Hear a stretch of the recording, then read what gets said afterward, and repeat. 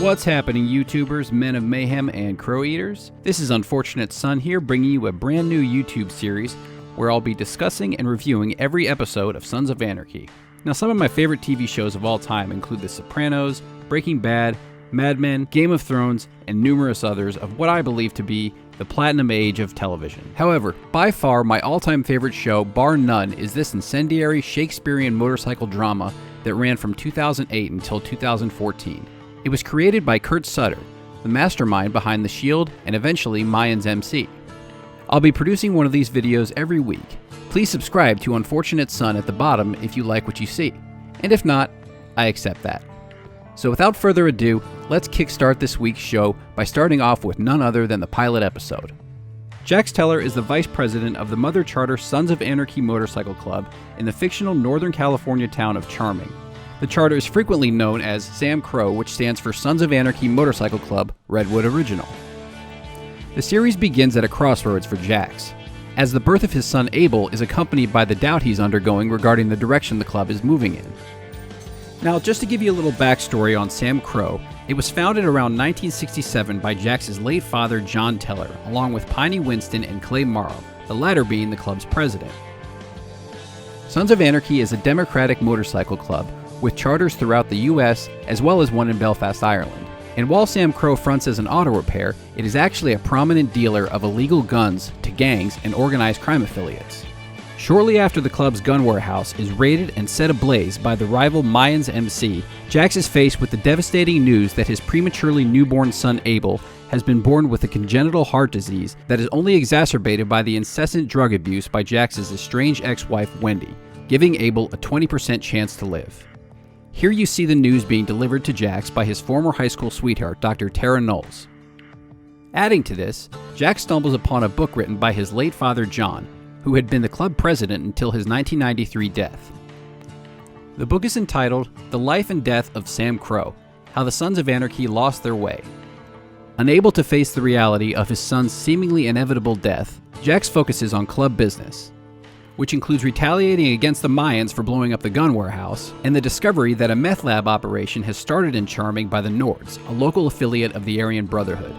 This greatly angers Jax, not just because Sam Crow historically wants nothing to do with drugs, but especially because the Nords were likely the supplier of Wendy's addiction during her pregnancy. When Jax and the rest of Sam Crow congregate inside the clubhouse, which will be known throughout the series as Chapel or Church, Club President Clay is infuriated by the warehouse exploding, primarily because it was housing MP5s that had been previously sold to the One-Niners, a drug gang in nearby Oakland. Club begins to hash a plan that will involve not only retrieving the stolen guns, but retaliating against the Mayans by blowing up their gun depot. Jax's best friend and the club's pyro aficionado, Opie, is reluctant to taking part in the retaliation after serving a 5-year prison sentence for arson, and is trying to lay low working a construction job. Jax convinces Opie to do the job, but after witnessing a tense exchange with Opie and his wife Donna, Jax volunteers to carry out the Mayan retaliation himself. The pilot episode is where we are introduced to some of the show's most pivotal characters, perhaps most prominent being Jax's domineering and controlling mother Gemma. The club's sadistic and manipulative matriarch is seen here threatening Wendy and ultimately slipping her a lethal amount of crank, which will, at worst case scenario, kill her, and best case scenario, only prove Gemma's point that Wendy is too weak and unfit to be a mother. The retaliation is successful, save for some gunplay that results in Jax nearly getting shot to death, if not for wearing a bulletproof vest. As we see the Mayan warehouse exploding, the look of sheer joy in Clay's expression is in stark contrast to the chagrin of Jax's, indicating not only that their visions for the club do not align, but in Jax's eyes this will only lead to more violence, and subsequently further chaos and disarray. During this sequence, I also think it's worth noting the juxtaposition between Jax getting shot and Abel's heart surgery, and the way the two are simultaneously facing the possibility of death.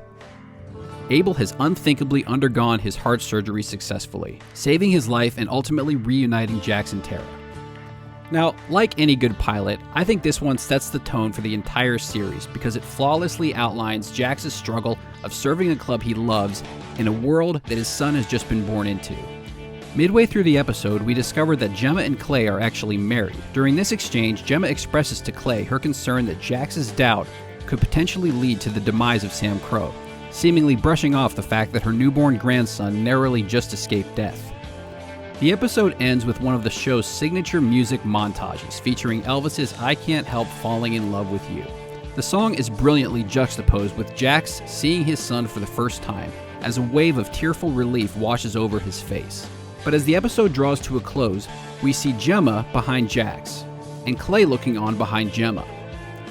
The way the shot is framed, it is essentially a representation that no matter how Jax tries to put family first, the club will always be looking over his shoulder to make sure that he's not losing sight of his devotion to the MC, ostensibly setting in motion the tumultuous events that will plague this incredible show. Okay guys, that wraps up this week's inaugural edition of the series. I hope you enjoyed it, and I'll catch you next week.